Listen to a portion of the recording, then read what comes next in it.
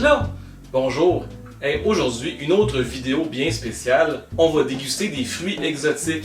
Ben oui, je sais pas si vous avez vu ça, mais dans les dernières années, il est arrivé plein de nouveaux fruits qu'on n'avait jamais vus avant dans les épiceries. Ben oui, quand j'étais jeune, donc il y a à peu près 30 ans, il me semble qu'il n'y avait pas la moitié de ce qu'on a maintenant dans les fruits et légumes des épiceries.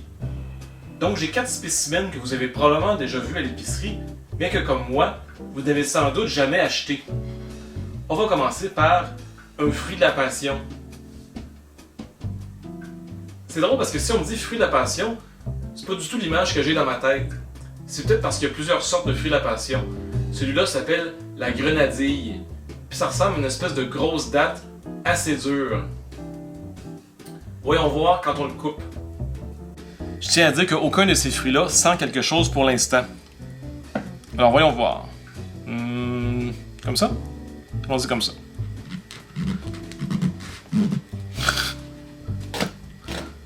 Voyons.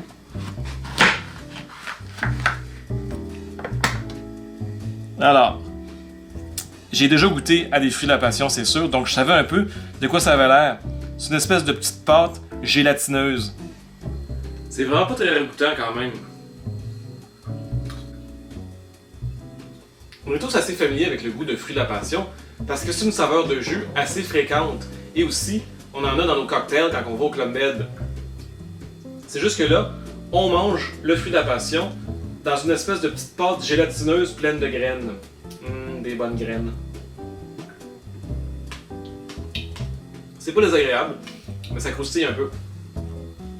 On continue maintenant avec le pitaya ou fruit du dragon. Ça, c'est vraiment le fruit à l'allure la plus bizarre que vous pouvez pas trouver à l'épicerie. Ça fait quand même quelques années que ça se trouve, mais je pense que la seule fois que j'en ai mangé, c'était dans mon voyage en Chine.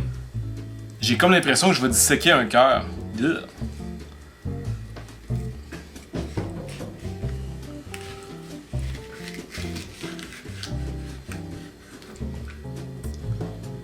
Alors, comme je m'y attendais, c'est une espèce de pâte blanche avec plein de petites graines noires.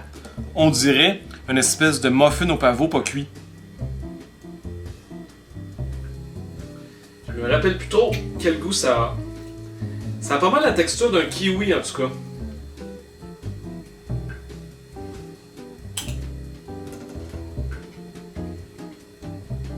Ça rappelle un peu le goût du kiwi, mais en beaucoup moins sucré.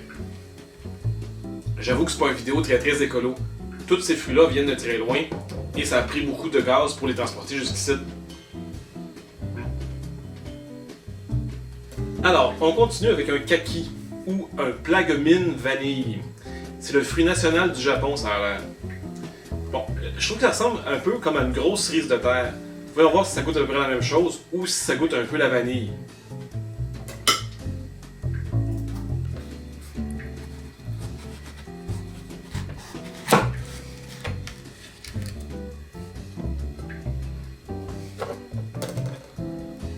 Je sais pas s'il est mûr, en tout cas il a l'air de rien comme ça. Donc j'ai aucune idée comment ça se mange. On va en manger genre une petite partie comme on mangerait un poivron ou une orange.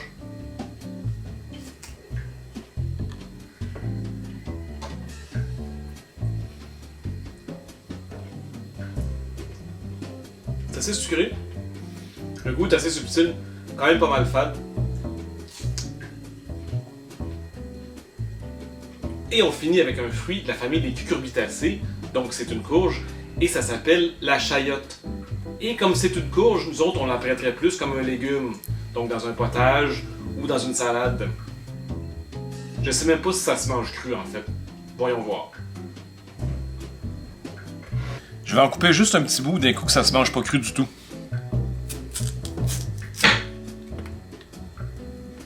Alors.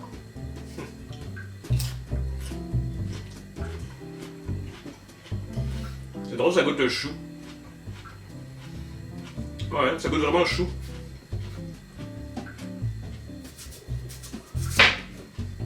Avec un petit arrière-goût de fèves vertes. Ça, c'est peut-être juste parce que c'est pas mûr, là.